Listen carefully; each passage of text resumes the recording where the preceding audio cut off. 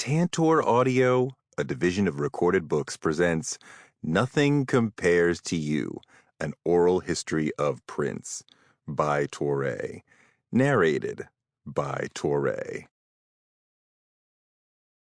Dedicated to Prince and the amazing people of Prince World who have made me feel welcome inside the Purple Kingdom for the past 20 years. It's an honor to share your stories. Ultimately, spiritual evolution is the axis on which inspiration and creativity spin. There are so many songs that I've written and recorded, sometimes it is hard for me to believe it comes from one source. All of my musicality comes from God. The blessing/curse ensued when I kept sneaking back into the talent line dressed as another person. I got away with it several times before they caught me.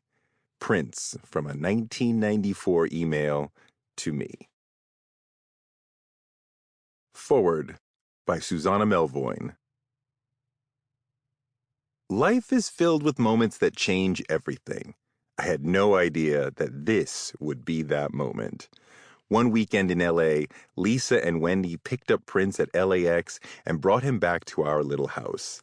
A minute or two into his visit, sitting around the kitchen table, Wendy and Lisa asked if they could play him the audition demo I had just finished recording. This demo got me my first big singing gig working for Quincy Jones. Back then, we had a small boombox that never left the kitchen table, and that's what they used to play the cassette. While I hid in my bedroom for what seemed like 9 hours, they listened to the song.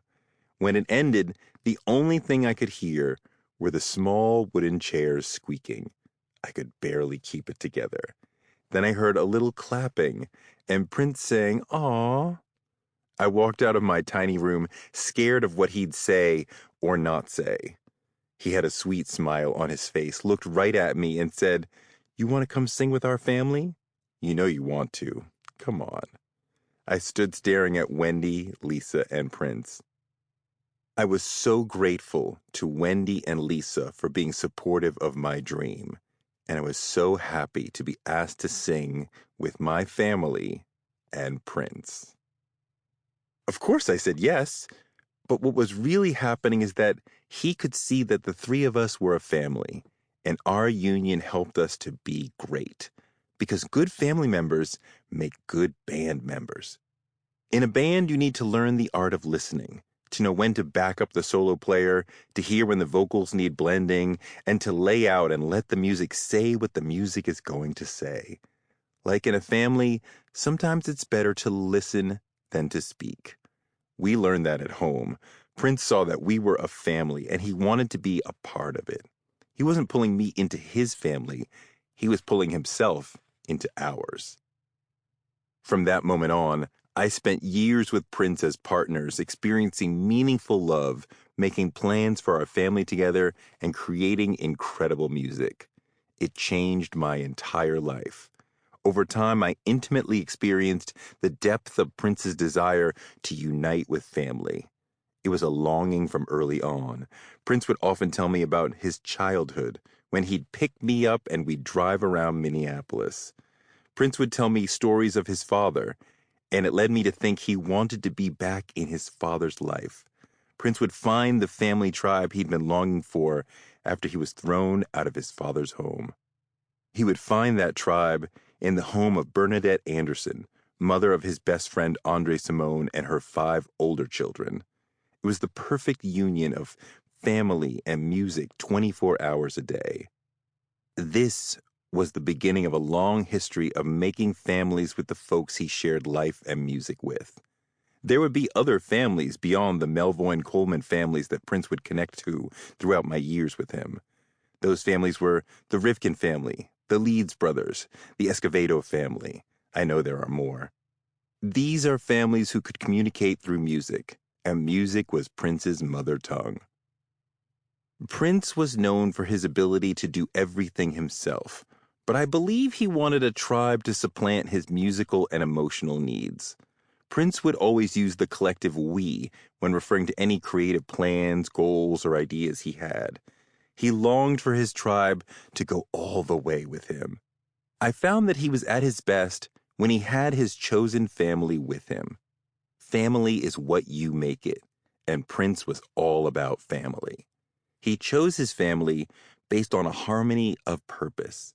I shared his purpose. To him, that purpose was to make music together, to love music, and stay connected physically even when it was excruciatingly difficult to do so. If I wasn't able to fly to where he was fast enough, he would question my love and devotion to him. When he needed me or anyone, all ties that bind you to him were woven into the fabric of your ability to get to him quickly. But I loved him deeply. When Touré asked me to write the foreword to this book, I was overwhelmed with memories of our time as a family. What Touré has done here is to bring together a rich historical blend of Prince's chosen familial voices to create a choir. When these voices meld together, you can find resonance and harmony that only that family can understand. The music and relationships that make up the seasons of Prince's history, we all shared together. Since our time by his side, we've all grown in different directions, but nonetheless remain the roots of his family. It's beautiful and quite telling that Prince would choose a family that was black, white, Puerto Rican, Trinidadian, Mexican, straight, gay, Jewish, Christian, Jehovah's Witnesses, single, married, music makers, and life livers. It was always his idea to have his chosen family be diverse, yet united in his purpose to make amazing music and make a life together with exceptional human beings. The bigger the family, the wider the scope of musical history that make up Prince's sole purpose. Who wouldn't want that? Love and kindness, Susanna. Introduction. This oral history of Prince, one of the most complex celebrities of his time, draws on over 20 years of research and countless conversations with Prince and people who were close to him. Musicians, lovers, engineers, managers, photographers, bodyguards, all sorts of Prince world insiders who knew him well. I'll take you through Prince's difficult youth, his epic rise, his music, and the long, slow, tragic descent of a man who'd eschewed drugs early in his life, but was dragged down by them later. Close friends say Prince was doing opioids in his late 20s. At least one band member confronted Prince about abusing drugs, and he believes Prince went to rehab in his mid-30s. The pain of constantly performing and never sleeping led to grinding chronic pain in his hips, his hands, and his knees. He could barely keep up with the pain. As he got older and the pain increased, he sometimes showed up on stage without heels and debated whether he should get hip replacement surgery. Meanwhile, he was seeking stronger and stronger opioids. Why not just stay home if he was in pain? Because performing was at the core of his identity. It wasn't something he did, it was who he was. It was all he was. He needed it. Besides, in his last years, being home often meant being alone. By middle age, he was twice divorced and living in a small apartment inside Paisley Park. The drugs not only dulled his physical pain, they quieted the noise inside him, letting him escape from having to think about himself and deal with the deeper issues of who he was. This is someone whose desire to be a superstar was launched because of pain. What pain? As a crazy man once wrote, look at this tangle of thorns. Chapter 1.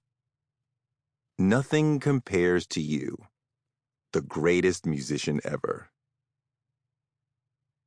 Wendy Melvoin, guitar in the Revolution, 1983 to 1986. His gift was big, big, big, big, big. He knew he had a duty to be the best because his gift was so big. On any instrument, he was mind-blowing. Alan Leeds, tour manager, 1983 to 1989, then president of Paisley Park Records, 1989 to 1993. I was completely stunned by his innate musicality, just like everybody else who ever saw him. Wendy Melvoin, He was a great piano player. Brown Mark, bass in the Revolution, 1981 to 1986. He's an awesome drummer. Wendy Melvoin, he could play the hell out of his synth. He knew exactly how to bend and use his pitch wheel to elicit that thing where you'd feel a note just barely hit the beat. Brown Mark, he was an incredible bass player. Alan Leeds, everything he touched was brilliant. Not just good, but brilliant to the point where if all he did was play bass, he would have been a first-class bass player. Same with drums and keyboards. You just sit there and scratch your head and say, how in the world could one musician become so proficient on so many instruments? Each one of those instruments is a separate skill set. People like Chick Corea and Herbie Hancock will tell you it takes years and years and years of practice to master one instrument. The idea that you could become an elite-level guitarist takes years and years and years of practice. But Prince never met an instrument he couldn't master quickly. This is not your average rock and roll star. Wendy Melvoin. I don't think there was a better guitar player. There was a certain way he became his instrument. When you watched Prince play, there were blurred lines between the guy and the instrument. It was unbelievable. I've played with amazing players who I'm in awe of, but with Prince, it wasn't an extension of him, it was him. He mastered that instrument with astonishing agility and ability. He mastered the neck. He mastered the tone. He knew exactly how to dance and choke the neck when there was distortion. He actually knew how to carve his distortion. He was able to control the tone, his foot pedals. Everything was incredibly well timed. He was able to control rhythm. He mastered his internal clock. His internal clock was beastly. His timing was unbelievable. He knew how to push and pull a rhythm that I am still amazed by. If you were slightly out of time, he sniffed it, and he would look at you and wave his hand to slow you down or speed you up. He was always right, and his feel was incredible. It was like part of the way his hands touched the guitar. He could think 20 steps ahead. It was incredible. His guitar playing was interstellar, and he got better over time. Brown Mark. He was one of the great guitar players in the world. The broad spectrum of genres this guy could reach is amazing. I'd sit there and watch him rip through some jazz like it was nothing. That's why Miles Davis liked him. If we wanted to do rock or country or blues, it really didn't matter. He just had this way where he could just find it no matter what. He always said, if I can hear it in my head, then I can play it. Morris Hayes, keyboards in the New Power Generation, 1993 to 2012. In every position in the band, he could come over to your instrument and beat you, so you had to really get it right. You had to crush it, or else you were going to have a headache because his antenna would go up. He'd walk over to your instrument, tell you to move out of the way, and then he'd show you how it actually goes. He did that to everybody. He'd take your bass away from you, he'd take your guitar away from you, he'd take your drums and be like, move out of the way, play the part, and then he'd say, now you do it. Me. He played everything except for horns, but if he absolutely positively had to, Jill Jones, singer and Prince's girlfriend, 1982 to 1990. When he was recording My G-Spot, he wanted a sax on it, and Eric Leeds was not around, so Prince asked someone to get him a sax. He sat there all day and all night playing those riffs by himself.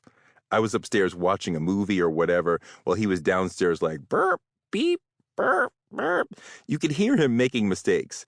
I was dying, just cracking up, but he was teaching himself everything he was hearing in his head, and after a while, he got it down and it sounded all right.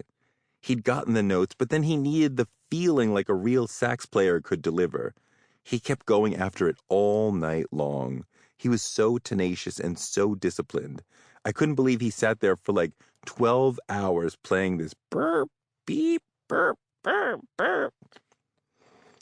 Susan Rogers, Prince's engineer, 1983 to 1987. Who plays that well on that many instruments? Because he was one of the world's great bass players, And he's that good on guitar, and he's that good on piano and on organ. Oh, and we're not done yet. Let's put up a vocal mic. How many men have that chest voice and that falsetto and can give you that soul preacher vocal without ruining his voice? He never developed vocal nodes. He never destroyed his voice. And yet he could scream like any punk or rock artist, and he could shout like any gospel preacher. He could croon like Al Green. Who's got that range? Wendy Melvoin. He was a masterful singer. He could sing live better than most. He knew exactly how his voice sounded live and how to work it. Never needed inner ear monitors, always relied on the monitors on the floor or the house sound. Susanna Melvoin, fiancée and lead singer of the family, 1984 to 1985. What makes him an amazing singer is he's completely not self-conscious. He's the opposite of self-conscious. He's totally in the unconscious mind. He's completely willing to bare himself. And to get a good vocal out, you must let yourself be exposed. You must open yourself up and hear the shitty notes and hear the good notes and not compete with someone outside of you, but just be the best you that you can be and allow yourself to be your most vulnerable. He said, the uglier you look when you sing, the better it's going to sound coming out of your mouth. Prince was willing to go 100%, never doubted himself, never doubted the vocal, never doubted his playing, never doubted any of it. Chuck Zwicky, Prince's engineer, 1987 to 1989. The most beautiful thing I ever found with Prince's vocals is when he does his background vocals. You listen to any one of those tracks on its own, and it's a totally different personality singing. Together, it conveys the sense of a group singing.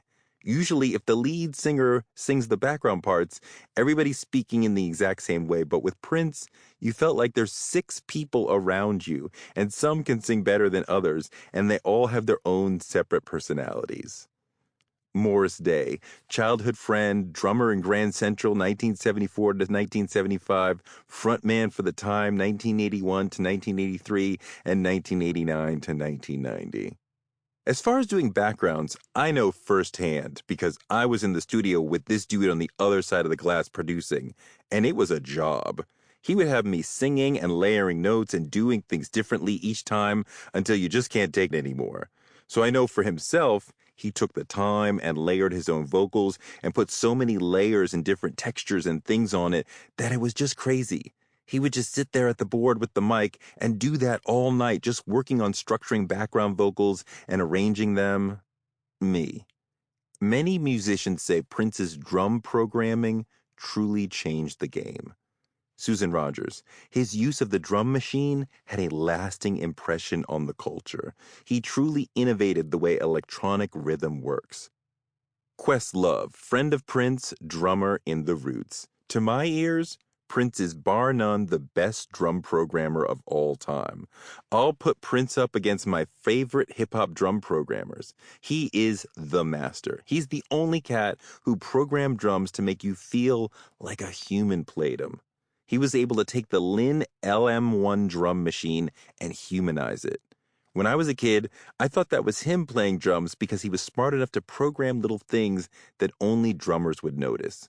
Why is this part speeding up? Why is this part slowing down? He wanted the sonics of the LM1, but he wanted it as if a real drummer played it, so he would do it in real time, and he would purposely speed shit up during the chorus and slow it down during the verse, and all that would make me think a real drummer's playing. He created a sound with drums that you never heard before. Wendy Melvoin. The guy could play the hell out of his Lin drum. Morris Day. He would try and get a real feel, because if you just straight up program a drum track, if you don't do something to offset it, it's going to feel really mechanical. He would do things to offset the beat a little bit, like he'd let some mistakes in there to make it feel more real. Eric Leeds, saxophone in The Revolution and the New Power Generation, 1994 to 2003. Prince was a really good drummer, and as someone who was able to think like a drummer, he brought that musicianship to bear on the machine. He integrated the drum machine into the music as an instrument and not just as a machine. Me. He was also great with a pen. Wendy Melvoin. With lyrics, he was a master, especially when he really slowed down and became more universal with his lyrics and storytelling. Look at the lyrics to Raspberry Beret. Forget about it. What a great story. Incredible. Sign of the Times, Dorothy Parker, Morris Hayes. We were sitting around one day, and I said, Prince, out of all the stuff you do, what do you think you're best at, man? He kind of did that look, put his hand on the chin, looked up in the sky, and he said, I think I'm the best at writing lyrics. 'Cause, I hate bad lyrics. At the end of the day, Morris, I'm a poet. Me. A girlfriend said he loved Nikki Giovanni and Joni Mitchell, but perhaps what he was truly best at was his attitude toward music. Morris Hayes. I remember once he did something really crazy. He played two instruments at once. He was playing his guitar and a keyboard at the same time. And I said, man, I can't do anything like that. That's impossible. Really quietly, he said, Morris, if you want to stay here, I don't accept impossible. I don't accept no. We figure out how to win. If you want to stay here, you'll figure out how to win. I don't care how you do it, hieroglyphics, whatever you got to do to figure it out, but you will figure it out or you'll be gone. Me. His determination was extraordinary. It shapes his life, but also Prince was working on a different level of brain power than most humans. He knew how to play multiple things simultaneously back when he was a teenager. Bobby Z, drummer in the Revolution 1978 to 1990. I saw him do a run on the guitar with his left hand and a run on the keyboard with his right, and at the same time he's singing. 3 different sides of his brain all at once. From there, you knew he was incredible. Me. His mind's relationship to music was special. Michaela Angela Davis, Prince's stylist. I remember once a bunch of us were hanging out and he's making jokes. He's funny as fuck. And we're all sitting together, and then he just got up and left. You're like, what? Later he said, I think in music, so when you have words going through your head, I hear music, and there are times I have to go. He had to leave because there was some melody that he had to go put down right away. Morris Hayes. He once said to me, when I play a song, it's already done in my head. I see the music done in my head. Like I hear all the parts and I see it done, so when I play, I'm just executing the music I see in my head. Everything I do, I see it done first. I see it completed, and then I'm just following through what I've already seen in my mind. Jill Jones. He told me music must be a journey. It should be an escape into another world. It should be like a peep show into your soul. Me. He was that rare thing, a genius who was a grinder. Alan Leeds. Prince was the musical version of Michael Jordan, amazingly gifted and the hardest worker on the team. He realized the gift didn't just work on its own. You had to do the work. And the work ethic he had was remarkable because the gift seemed to come so easy to him. But then again, how many of us saw him in his bedroom night after night after night after night after night, playing his guitar until his fingers bled? How many of us saw him skipping lunch every day at school to bang on a piano? Me. Also like Jordan, he was insanely competitive. Susanna Melvoin. He was competitive at everything, from being the best dressed, to being the best musician, to having the most drive, to working the longest hours, to anything. He always had to be the best. He could not cope with a loss. He would have been the finest athlete in any sport if he decided to go that route. He had that kind of drive. Alan Leeds. He was so extremely insecure that everything was a competition. He had to continually prove and reprove his dominance, his superiority, his intellect over and over and over again.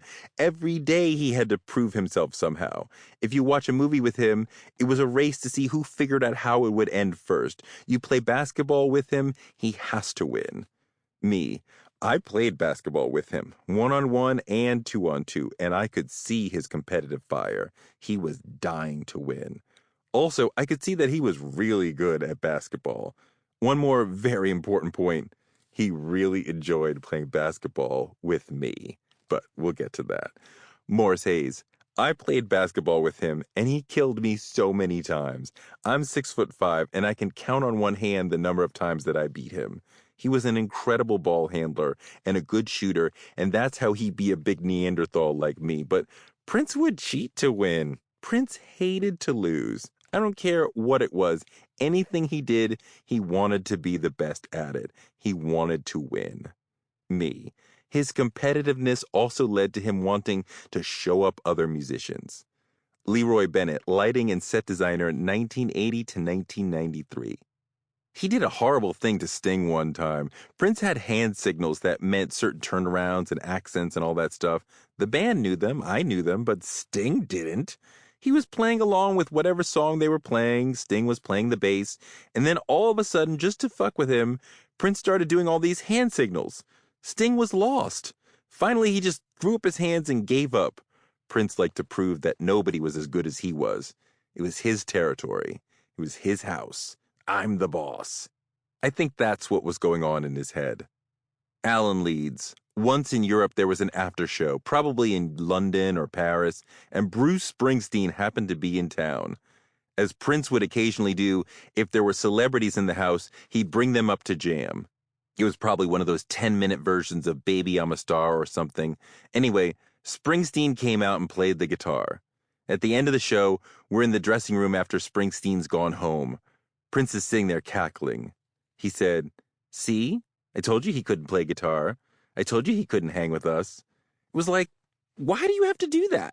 You've proven yourself. You're selling more records than Springsteen right now. It's like, come on, dude. It shouldn't be about that on this level. His competitiveness served him really well when he was young and carving out his career, but once he was established as a superstar, his insecurity worked against him. You reach a point where you're so successful that behaving that way is beneath you and even detrimental because you can get more out of collaborating than out of competing. Me. Competitiveness, drive, a massive gift, and determination led to Prince becoming world-class in almost every aspect of music. He had a burning obsession to be great, and he was a sponge of a learner. From his early teens, he was completely focused on becoming a rock star musician, and he spent years thinking of nothing else, shutting out every other aspect of life. Alan Leeds, you're talking about somebody who really didn't have a life. For his first 30-plus years, he didn't care about anything but music. He really lived, breathed, and slept music. And when you take that dedication, that sacrifice of a life, and combine it with this spooky natural gift, then you have Prince. You also see why there's only one Prince. Me. That sort of tight, narrow focus may be critical to reaching a difficult goal, but it left Prince with some major deficiencies. It's like he ran away and joined the circus, and it left him a king in the big top and lost in the real world. Pepe Willie, cousin and mentor. The only time that Prince is normal is when he's on stage playing his music. That's when he's Prince. He doesn't even know how to be when he's off stage. Me. Prince's years of focusing on developing as a musician, combined with the pain of feeling abandoned by his parents and rejected by his peers, led him to retreating into his shell and never really learning the basics of successfully interacting with people. Relationships with other people are critical for our souls. They help us deal with the complexity of the human condition. They make it possible for us to deeply enjoy the highs of life and to survive the hard parts. They help make life worth living. Talking about our emotions helps us make sense of them and is critical to maintaining mental health. And yet, Prince was largely unable or unwilling to talk about himself or his feelings and couldn't have a one-on-one relationship that wasn't totally focused on him and his music. He was more comfortable on stage in an arena relating to thousands than he was in a one-on-one conversation. Alan Leeds. He wasn't at home in front of people he didn't know well, and his lack of trust went so far as to inhibit his comfort level with people. I worked for James Brown, and they were similar in the sense that James was also rejected by his mother and didn't trust anybody. He had very much the same trust issues. It's ironically very similar. Me, interacting with Prince offstage.